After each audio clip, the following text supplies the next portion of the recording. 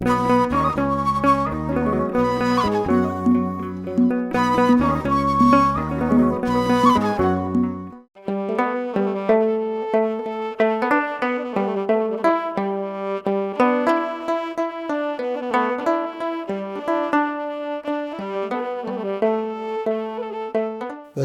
አብ ወወልድ ወመንፈስ ቅዱስ አሐዱ አምላክ አሜን።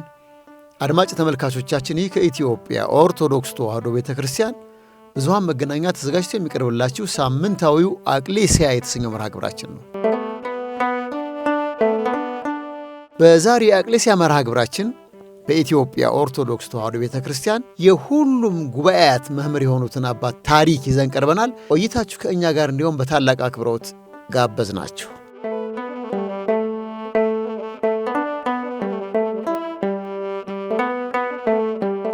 ወቅቱ የውጭ ጠላት ከሀገራችን የወጣበት 1933 ዓመተ ምህረት ነበር። በጥንተ ስሙ ጎንደር ጠቅላይ ግዛት ደብረ ታቦር አውራጃ ስማዳ ወረዳ ሰዓሊተ ምሕረት ማርያም ሰበካ ሊቀ ጠበብት አይመረ ጸጋዬ ከአባታቸው ጸጋዬ አገኘሁና ከእናታቸው አበራሽ ቢተው ተወለዱ። ለሁሉም ሰው በዚህ ምድር ላይ በጣም ቀላል ነገር ያሰቡትን መጀመር ሲሆን ከባዱ ነገር ደግሞ በጽናት ያሰቡትን መጨረስ ነው። ሊቀ ጠበብት አይመረ ጸጋዬ በ4 ዓመት ዕድሜያቸው መልክዓ ፊደላትን ለማወቅ ብሎ የጀመሩት የትምህርት ጉዞ ሳይቋረጥ ድጓን፣ ዝማሬ መዋሥዕትን፣ አቋቋም፣ ቅኔ፣ ትርጓሜ መጽሐፍት፣ ቅዳሴና ነገረ መለኮትን ተምረው የቁጥር ትምህርትንም ከምንጩ ቀጽለው ያጠናቀቁ በቅድስት ቤተ ክርስቲያን ይህ ቀረ ያልተባሉ የሁሉም ጉባኤያት መምህር በመሆን በጽናት ችግርን ተጋፍጠው ሳይሸነፉ ትልቅ ደረጃ ላይ የደረሱ አባት ነበሩ።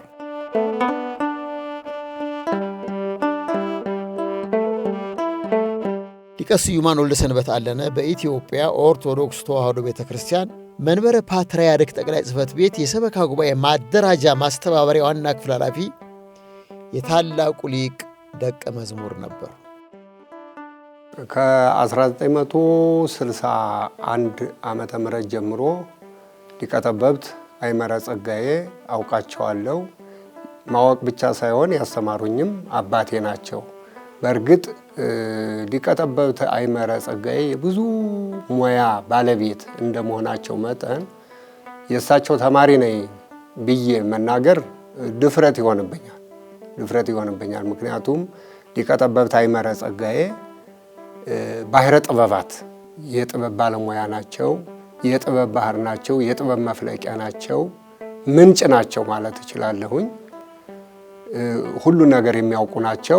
ጉባኤ ያስመሰከሩት የ4 ጉባኤ ባለቤት የአቋቋም መምህር፣ የዝማሬ መዋሥዕት መምህር፣ የቅዳሴ መምህር፣ የቅኔ መምህር ከመሆናቸው ሌላ የሚቀራቸው እውቀት የለም። ድጓውንም መጻሕፍቱንም ሁሉንም የሚያውቁ በቤተ ክርስቲያን ቀራቸው የሚባል የእውቀት ምንም ነገር ሳይቀር ሁሉንም የሚያውቁ ባለሙያ ናቸው።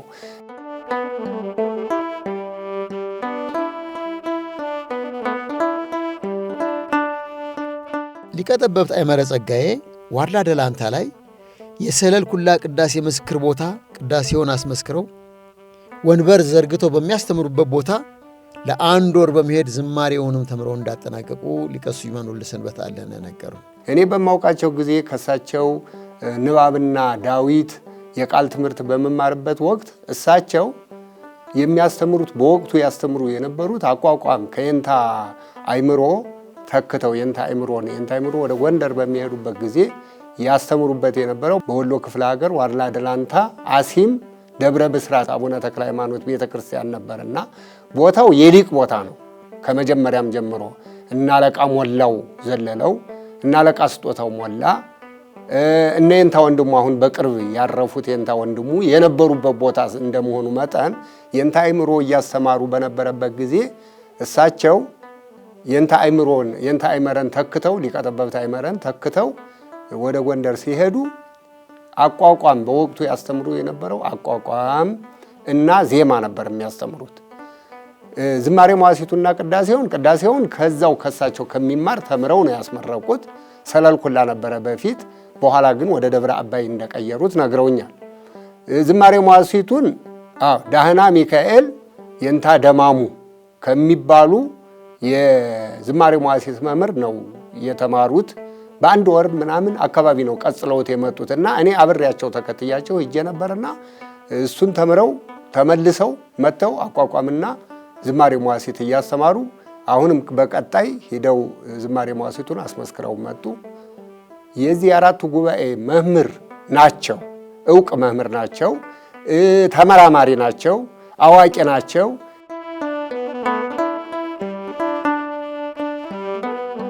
ሊቀ ጠበብት አይመረ ጸጋዬ ዙሪያቸውን ደቀ መዛሙርትን አስቀምጠው እያስተማሩ የዕለት ጉርስ ለማግኘት በማንም ላይ አልከብድም በማለት የግል ሥራቸውን ይሰሩ ነበር።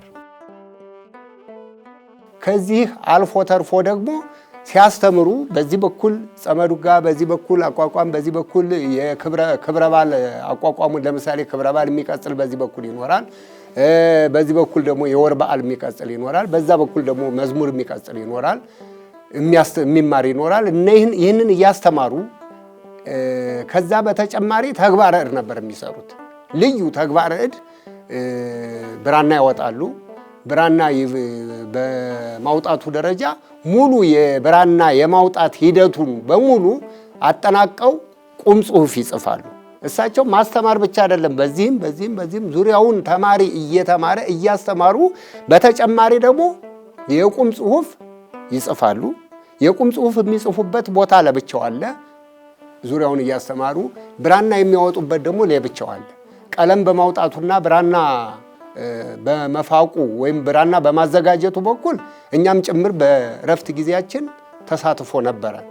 ስለዚህ ሊቀ ጠበብት አይመረ ጸጋዬ እነዚህን ሁሉ የሚያከናውኑ መላ ዘመናቸውን በስራ ያሳለፉ፣ በምርምር ያሳለፉ፣ በእውቀት ያሳለፉ፣ በትምህርት ያሳለፉ እና በማስተማር ያሳለፉ አባት እንደሆኑ በትክክል አውቃለሁ።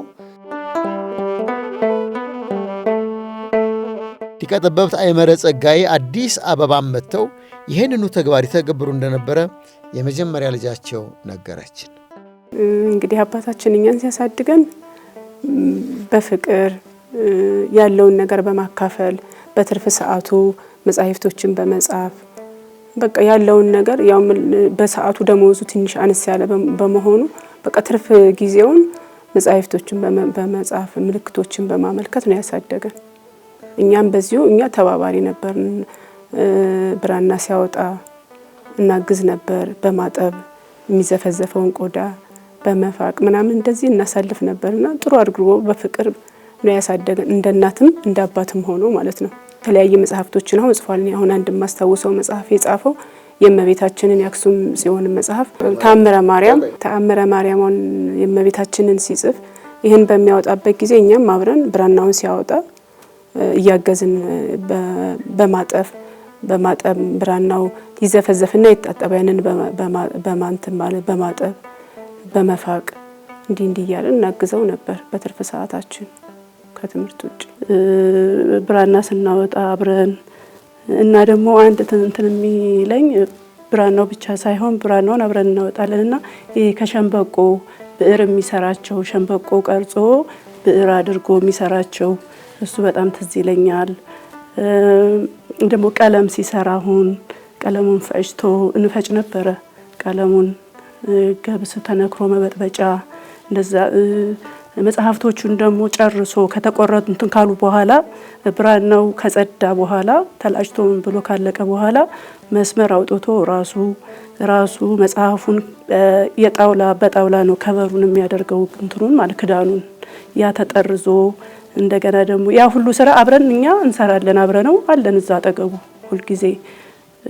ይሄ ደግሞ ከቆዳ ደግሞ ከበሩን በደንብ አድርጎ ለጥፎ በማስትሽ ቅርጽ አውጥቶ ወሳት እያጋለ እሱ ልጅነቴ ደስ ይለኛል። አስታውሰዋለሁኝ ያባቴን ማለት ነው።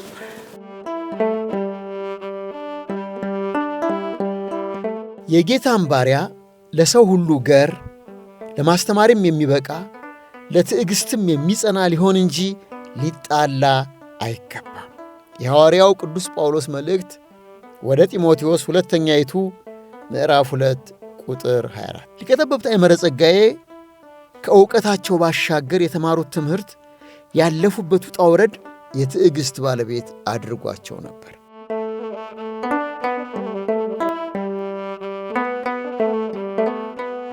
አባታችን ሊቀ ጠበብት አይመረ ጸጋዬ የትዕግሥት ባለቤት ኦ ትዕግሥት ወአርምሞት በፍቅረ ዚአነ መጻ እስከ ለሞት ብሎ ጌታችን መድኃኒታችን የተነገረለት ኢየሱስ ክርስቶስ የኢየሱስ ክርስቶስ ተከታይ እንደመሆናቸው መጠን ትዕግሥት፣ ፍቅር፣ ሰላም የእሳቸው ልዩ ሀብትና ልዩ ጸጋ ነበር። የእሳቸው ልዩ ሀብትና ጸጋ ነበርና በዚህ በጣም ሁሉም ሰው የሚያውቃቸው ከማንም ሰው ጋራ ያልሆነ ነገር ወይም ከንቱ ነገር የማይናገሩ መልካሙን ነገር የሚናገሩ መልካሙን ነገር የሚያስተባብሩ ሌላ ሰው እንደውም ያልሆነ ነገር ሲናገር ለምን እንዲህ ትናገራለህ ብለው የሚመክሩ የሚዘክሩ አባት ትልቅ አባት ነበሩና በተለይም በእውቀታቸው ደረጃ በቅኔ ምርምራቸው ደረጃ መጽሐፍትን በመናገር ደረጃ እና በጉባኤ የሚያስተምሩት እንደተጠበቀ ሆኖ ሌሎቹንም የምርምር ስራዎችን ሁሉ ይሰሩ እንደነበረ በትክክል የማውቀው ነገር ነው። በባለቤታቸው በኩልም ቤተሰብ ስለሆንኩኝ እስካሁኑ ድረስ በዛ በትምህርት ቤት ብቻ ሳይሆን እስካሁኑ ድረስ የኔ ህይወት ከሳቸው ህይወት የተለየ አልነበረምና በደንብ አውቃቸዋለሁ ለማለት ነው። ልክ ነው። በትምህርት ቤት ተማሪዎቹን በትዕግስት በፍቅር እንትን ይላሉ። ሌላ ከሀገር ቤት መጥተው ወደ ደሴ በሚሉበት ጊዜ ደሴ መድኃኔዓለም በሚቀጠሩበት ጊዜ ወደ አዲስ አበባ በሚመጡበት ጊዜ የተለያዩ ችግሮች ሲደርሱባቸው ምንም አይመስላቸውም። እሳቸው በትዕግስት ነው የሚያልፉት። ሁሉን ነገር ችግርም ይሁን ማንንም ነገር ይሁን ማንም ሌላ ሰውም ቢናገራቸው በትዕግስት ነው ሁሉንም ነገር የሚያሳልፉትና የትዕግስት ባለቤት ናቸው።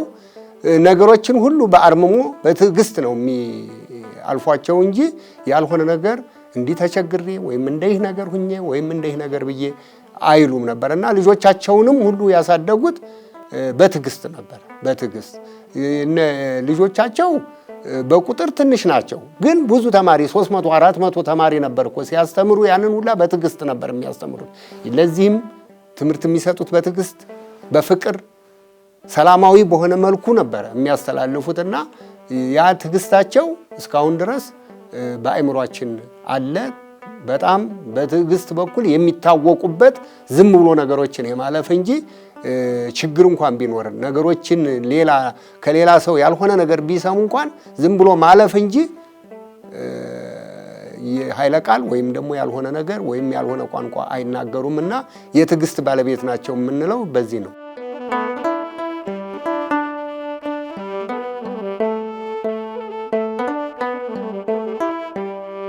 ሌላ በቃ እኔ አባቴን በቃ እንደ እናትም እንደ አባትም እንደ ጓደኛም የኛ አባት በጣም ትዕግስተኛ ነው። ሰው ቢናገረው ሰው ቢሰድበው መጥፎ ነገር ቢናገር እኛንም እንዲሁ ነው የሚለን። ሰው ቢናገራችሁ ሰው በተናገረ ቁጥር እናንተ ከተናገራችሁ ክርስትና ህይወታችሁ ወይ ደግሞ ቤተክርስቲያን መሄድ መምጣታችሁ ጥቅሙ ምንድነው?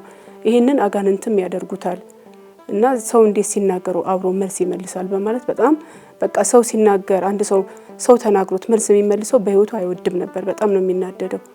እና እኔ አንድ ጊዜ የማስታውሰው የሆነ ሰው ተጣልቶት ቤተክርስቲያን ውስጥ ነው እኔ ለኔ ነገረኝን ማለት ነው። እና ንግስ በዓል ሆኖ ሰውየው በሰበካ ጉባኤነት የኛ አባት ወደ 10 ዓመት ምናምን ልደታ ቤተክርስቲያን አገልግሏል። እና በዚህ መካከል ሰውየው መቀጠር ፈልጎ መቀጠር አልቻለም። እና ያም ደግሞ የሆነው ሙያ የለህም ሙያውን አላሟላህም በሚል ነገር ነውና እንዴት አልተቀጠርኩም በሚል ሰውየው እየሄድኩኝ ነው አለ። እና በጣም ይሰድበኛል አለ። በቃ አንተ እያለ አሁን እኔ በመልስለት አለ በቃ እንትን ይለኛል ሰው እኔን እንደሚሳደብ ነው። እኔ ግን በሰዓቱ ያለ እንኳን መልስ መመለስ ጨምርልኝ ብዬ ነበር የሚሄደው አለና በፍጹም ሰው ሰድቦት ወይ ደግሞ ሰው ተናግሮት ያን ነገር ባኮቲት በጸጋ ከመቀበል ውጭ ምንም እንደሄነ እኔ አባቴን በትዕግስት ነው እንትን እምለው ማለት ነው።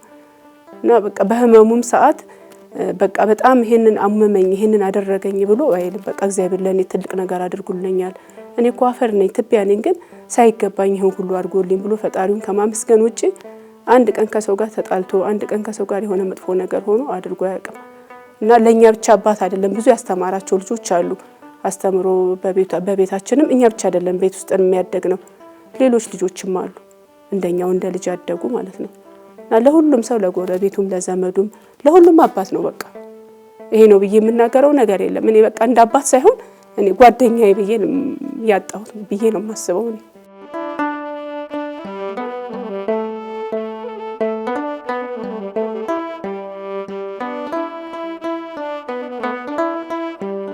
ሊቀጠበብት አይመረ ጸጋዬ የተሰጣቸውን የሥራ ጊዜ ብቻ ሳይሆን የእረፍት ጊዜያቸውም የሥራ ጊዜ እንደነበረ ሊቀ ስዩማን ወልደ ሰንበት አለነ ነገሩ። ጊዜ የላቸውም። መቼ ነው የሚተኙት የምልበት ሁኔታ አሁን እኔ ሳየውና ስመለከተው መቼ ነበር የሚተኙት? ቀን ጸመዱጋ ትምህርት ያቋቋሙን ትምህርት በአንድ በኩል ጸመዱጋውን ዝማሬ መዋሥዕቱን በሌላ መልክ ሲያስተምሩ ይውላሉ እና በዛ ደግሞ ይጽፋሉ። ማታ ለምሳሌ ውዳሴ ማርያም በዜማ ይደርሳል። ከደረሰ በኋላ ወንበር ይዘረጋል። ወንበር ትምህርቱ ከተማረ በኋላ ያቋቋሙ ተማሪ በዚህ ቅድም እንደተናገርኩት የክብረ በዓሉ ለብቻ፣ የወር በዓሉ ለብቻ፣ የመዝሙሩ ይህንን ሲማር ያመሽና በኋላ እንደገና ተማሪው ደግሞ ከ3 ሰዓት ከ4 ሰዓት በዛ በግምት ነው ያው ሰዓቱን የምንናገረው። በወቅቱ ሰዓት አልነበረንም። በጥላ በዛፍ ጥላ በገደል ጥላ ነበረ የምናየውና የምንመለከተው 3 ሰዓት 4 ሰዓት። ከዛ በኋላ ደግሞ እንደገና ተማሪው ቅጸላ የሚባል የቃል ትምህርቱን እንደገና የዕለት በዕለቱን ለምሳሌ መስተጋቡን፣ አርባዕቱን፣ ሰለስቱን፣ ሞድሱን ሁላ ይህንን የዕለቱን ለምሳሌ ዛሬ ሮብ ከሆነ የሮብን የሁሉንም አድርሰው ቀጽለው ነው የሚተኙት ተማሪው። ሌሊት እንደገና ደግሞ ትጋታቸው የትጋት ሌሊት 10 ሰዓት ደግሞ ተማሪው ካልተነሳ መምህሩ ተነስቶ ጨብ ሲያደርግ ወዳውኑ ተማሪው በሙሉ ተነስቶ ትምህርት ወንበር ይዘረጋል። ወንበር ዘርግቶ ትምህርቱን እስከ 12 ሰዓት ሲያስተምሩ ይቆያሉ። ከዛ በኋላ ደግሞ የቤተ ክርስቲያን አገልግሎት ካለ ሌሊትም ወደ ቤተ ክርስቲያን አገልግሎት ነው የሚሆነው። ጧት ቤተ ክርስቲያን ሄዶ ጸሎት አድርጎ ይመለሱና ወዳው ደግሞ የቀኑ የወንበር መዘርጋት ስራ ይሰራልና የሚያርፉባት ቀን የሚያርፉባት ሰዓት ምናልባት ከ5 ሰዓት እስከ 10 ሰዓት ካልሆነ በስተቀር እረፍት የሚባል በሊቀ ጠበብት አይመረ ጸጋዬም ሆነ በተማሪዎቻቸው እረፍት የሚባል ነገር የለም። እና እኔ አሁን ሳየው ስመለከተው መቼ ነበር እረፍት የሚያርፉት መቼ ነበር የሚለው ነገር አለና ትጋታቸው ለአገልግሎትም ለማስተማርም ስራ በጣም የተጉ የበረቱ አባት ነበሩ።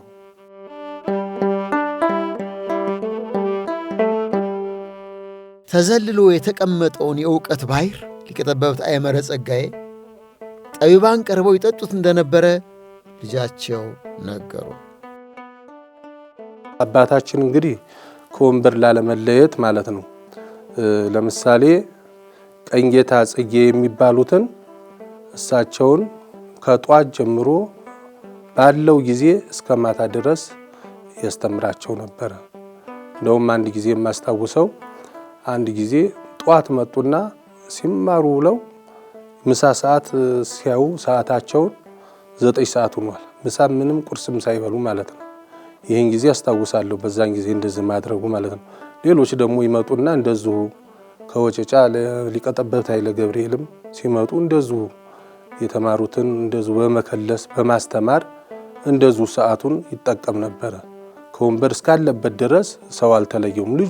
ሌሎችም አሉ በየአድባራቱ እየመጡ ይጠይቁታል ስላለው ነገር፣ ስለ መጽሐፍ ቅዱስም፣ ስለ ቅዳሴም፣ ስለ አቋቋምም፣ ስለ መዝሙርም ስለሚባለው ነገር የነገው መዝሙር ማን ነው የሚባለው እንዴት ነው የሚባለው እያሉ ይጠይቁት ነበርና ይህን አስታውሳለሁ።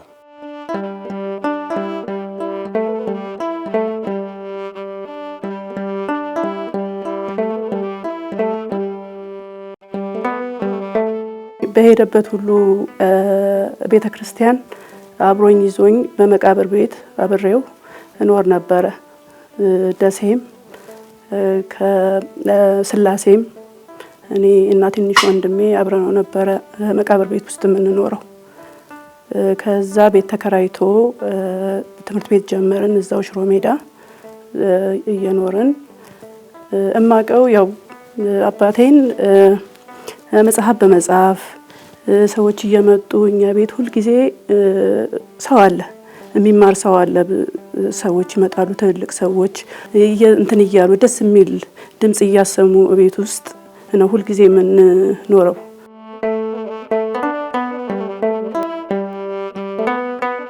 በቤተ ክርስቲያን አገልግሎት የነበራቸው ትጋት፣ በሕፃንነት ዕድሜያቸው የእግዚአብሔርን ቃል ለመማር የነበራቸው ጉጉትና ጽናት እንዲሁም ተግባራቸው እግዚአብሔር መንፈስ ቅዱስ ባወቀ ጥበብ መርጦ ለቅድስት ቤተ ክርስቲያን እንደጠራቸው ያሳያል።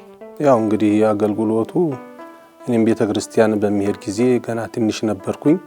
ለተወሰነ ጊዜ ከሱ ጋር ቆይቼ ነበርና እና በሽሮ ሜዳ ቅድስት ሥላሴ ቤተ ክርስቲያን ሌሊት ከቤታችን ተነስተን ወደዛ እንሄድ ነበርና አንድ ጊዜ እንደውም በዛ በምንሄድበት ጊዜ ጅቦቹ ላይ ያስቸገሩን ሌሊት እየተነሳን ስንሄድ እንደዚሁ ያለ ማቋረጥ እንሄድ ነበር ማለት ነው።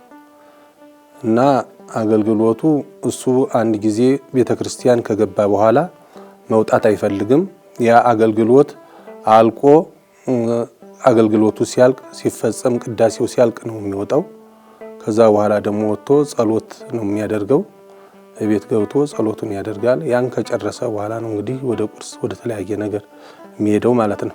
ጊዜ ሰውን ወደ ወደደውና ሊሆነው ወደ ፈለገው ኩነት ሁሉ የሚያወጣ አንድ ጊዜ ከረገጡት ወይም ዝም ብለው ካሳለፉት ደግሞ የማይረግጡት የመሰላል ርካብ ሊቀ ጠበብት አይመረ ጸጋዬ ልባቸው ያልተማሩትን መማር የተማሩትን በእርጋታ ከሰው ተለይተው የሚያንሰላስሉ አባት፣ ከዚህ ለወጣ ጉዳይ ጊዜ ያልነበራቸው በብሕትውና ራሳቸውን ወስኖ የኖሩ አባት።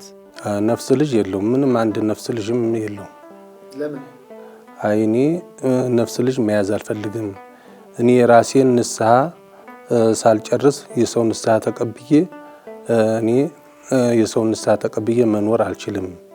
እና ደግሞም በዚህ ጊዜ እሱ ከቤቱም ወጥቶ ስለማያውቅ ያው በመጻፍ በማንበብ ቤቱ ነው የሚያሳልፈው ቀኑን ሁሉ ማለት ነው እንጂ ከሰው ጋር አይገናኝም ነበር። አዎ እንግዲህ ያው ማለት ጸሎት ያደርጋል። ከዛ ውጭ ወደ ውጭ መውጣት አይችልም ማለት ነው። ሁል ጊዜ ያንን ጸሎት እያደረገ ማታም ጧትም ከዛ በማንበብ በመጸለይ ማታ የማታ ጊዜ ፕሮግራም አለው ጸሎት ያደርጋል። ሌሊት የሌሊት ፕሮግራም አለው ከ6 ሰዓት ጀምሮ ይጸልያል። አገልግሎት ባለ ጊዜ ቀርሞ ወይም ተዘጋጅቶ ወደ ቤተ ክርስቲያን ይሄዳል እና በእንደዚህ ነው ያሳልፈው ማለት ነው። የእግዚአብሔርን ቃል አምኖ የተማረ ሰው መለያ ጠባዩ የአምላኩን አገልጋዮች ቅዱሳንን መምሰል ነው። ሊቀ ጠበብት አይመረ ጸጋዬ ሌላው ግብራቸው ለእውነት የተገዙ የማያዳሉ አባት እንደነበሩ ሰማ። ዘመዶች ወንድም ልጆች አሉ። ለምሳሌ ከኛ ጋር ያደጉ ልጆች አሉ። እንደዚሁ የእህት ልጆችም አሉ። አብረን ከኛ እኩል ማለት ነው። በቃ እንደኛው በቃ እኛ ምን ሆነው ያደጉ ማለት ነው። በጎረቤትም የተቸገረ ሰው ካለ የሆነ ነገር ካለ ያንን ከመርዳት ከማድረግ ውጪ ወደ ኋላ አይልም። በቃ ትግስተኛ ነው። ሁሉንም አያዳላም። ደግሞ እኔ ልጅ ስለሆንኩ ለኔ አያግዝልኝም፣ ያኛው ሌላ ስለሆነ ሌላ አይልም። በቃ ሁሉንም ሰው እኩል ነው የሚያየው። በቃ ማን እከሌ ይሄ ልጄ ነው እከሌ ባዳ ነው የሚለው ነገር የለምና ትርፍ ሰዓቱን አብዛኛውን ሰዓት የሚተኛበት መቼ እንደሚተኛ አላቅም። ብዙውን ሰዓት በጸሎት ነው የሚያሳልፈው እና በጣም ተቆጪ ተናጋሪ ሰው አይወድም። ምንድነው የሚለው? እናንተ እኮ መጽሐፍት ስለማታነቡ ስላልተማራችሁ ብታውቁት ኖሮ ይሄንን መልሳት መልሱትም ነበረ። እምነታችሁ ቢገባችሁ ብታውቁት እንደዚህ አትሉ ነበር ነው የሚለው። እና እኔ አሁን በጣም አዝኛለሁ። በሌላ በኩልም ደግሞ በጣም ደስ ብሎኛል። እንዲህ በክብር ባማረ ሁኔታ ስራው ታውቆ የሰራው ነገር ህዝብ አይቶት በክብር በመሸኘቱ በጣም ደስ ይለኛል። እንደ አባት ደግሞ አባቴን ስላጣው በጣም አዝኛለሁ። ለኔ እንደ ጓደኛዬም ስለነበር ማለት ነው። ምንም አሁን ለምሳሌ ልጅ ነኝ አይደል?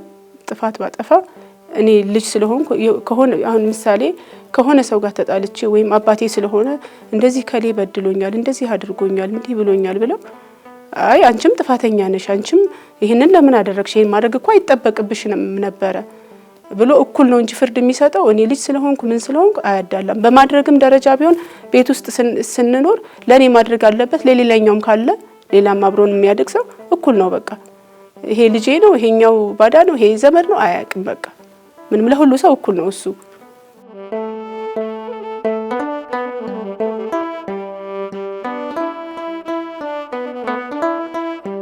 ሊቀ ጠበብት አይመረ ጸጋዬ ለልጆቻቸው እንደ እናቱ ነው ዓለሙን ንቀው በብሕትውና የኖሩ የአባት እናት።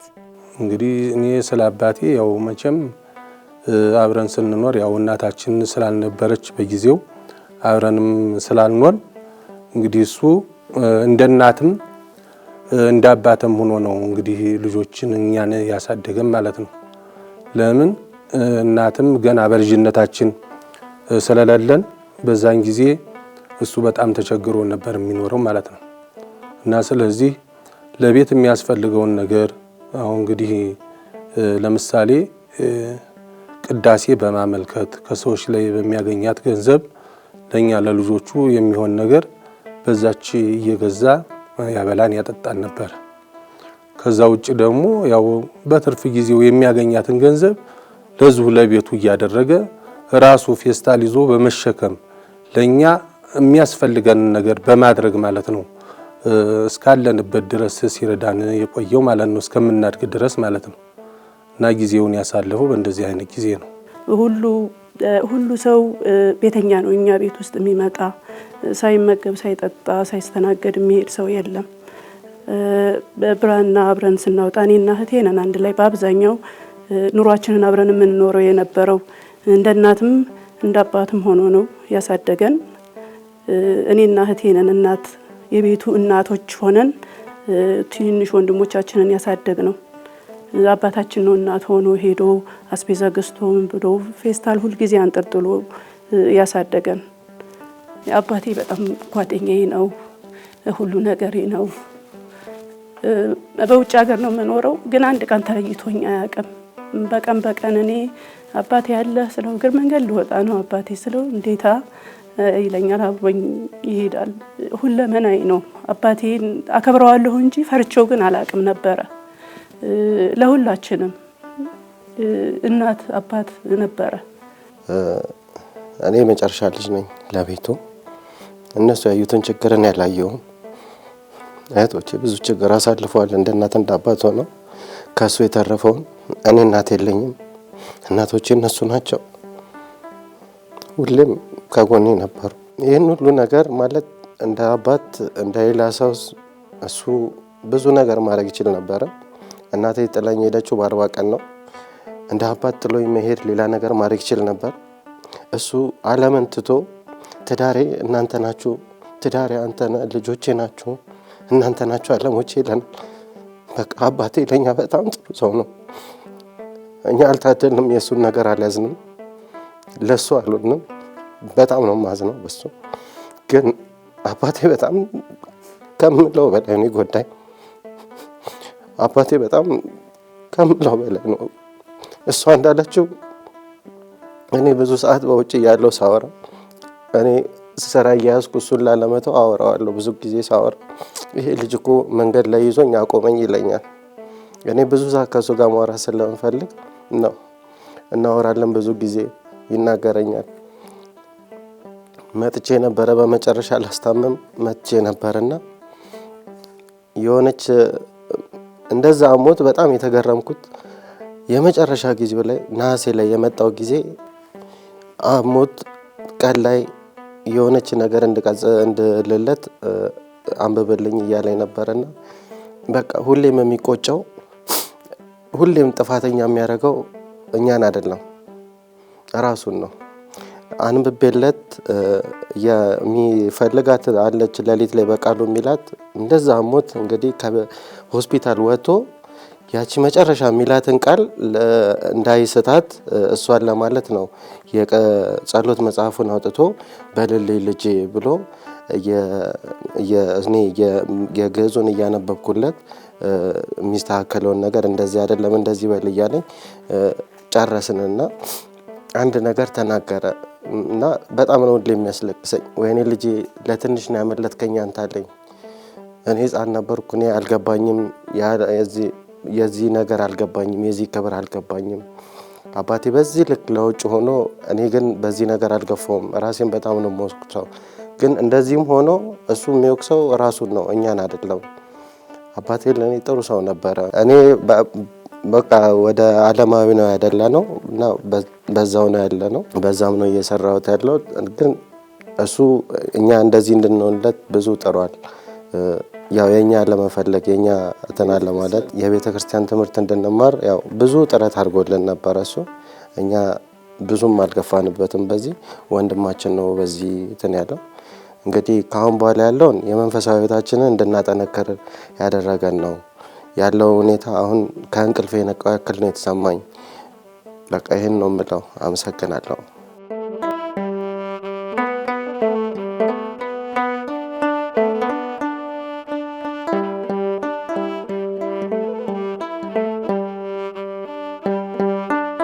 የዕለቱን አቅሌስያ መርሃ ግብራችንን እዚህ ላይ ስናጠናቀቅ የዚህን ቀሪ ክፍል በቀጣዩ ሳምንት እንድትከታተሉን በታላቅ አክብሮት በመጋበዝ ነው።